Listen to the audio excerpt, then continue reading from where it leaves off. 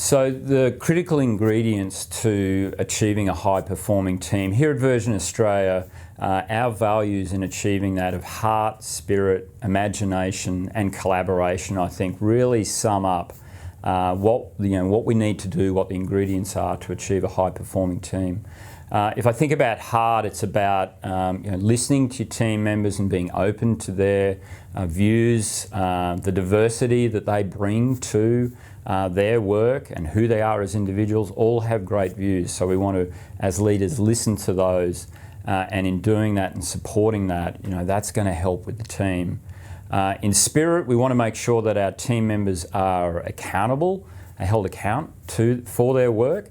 But we've also got to empower them to do that, and through that, that'll bring great engagement for them, and you'll get great results from that. From an imagination perspective, we certainly want to promote great products to the marketplace, and with Virgin Australia, we've done that over a number of years. But it's not just those big bet items; it's also the little 1%ers that team members do day in, day out that make a big difference for our guests. And we want to encourage those as much as possible for our teams. And then finally, I would say for collaboration, it's so critical for our industry and for our network operations that we work in, where we're supporting all elements of the airline every day of the week, that we work together and support each other and allow that environment to flourish as leaders.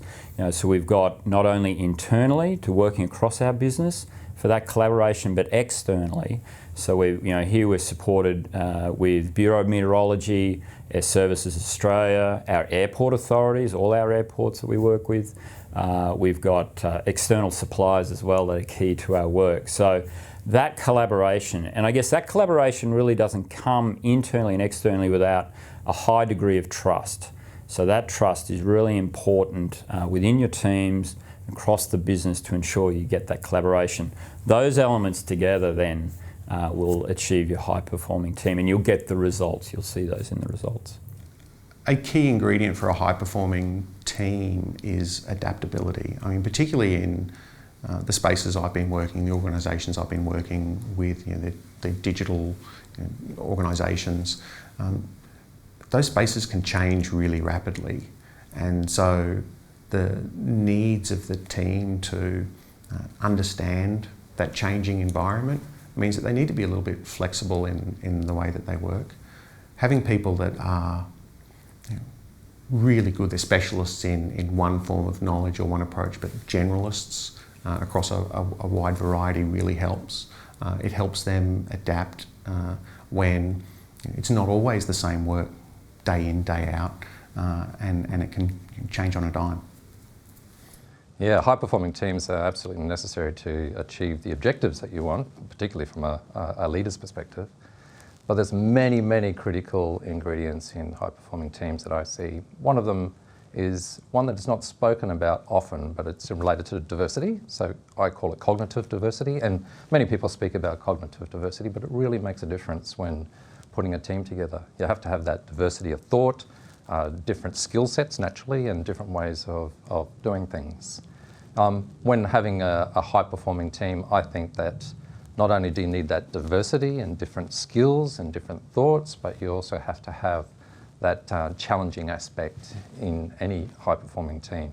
But I think the most important ingredient is having the right attitude, having a positive attitude, having that attitude that you can achieve, that you will be achieving. So I think attitude is the most important ingredient when having a high-performing team. And with attitude, to be successful, that leader, the leader of the team, must have that attitude, must be able to drive that forward. So the critical ingredients of developing high-performing teams is a favourite topic of mine, and I first became aware of how simple some of this stuff is after Flight Centre did an experiment. And what they did, it was actually the property arm of Flight Centre that did this experiment, and they wanted to find out what did the top 200 highest performing shops around the world have in common. So, and they actually thought they knew the answer. They thought it would be maybe the rents they paid or where they were located. And they discovered that none of those factors had any statistical correlation. So they crunched the data a bit more and they found that there was one thing, one factor that was common to all of the most profitable stores around the globe. And the one factor, and this is the very simple answer to what is a critical factor for high-performing teams, was that they all kept the same team for longer than 12 months. That was it. So people get really tricky when it comes to this stuff, but actually it's quite simple.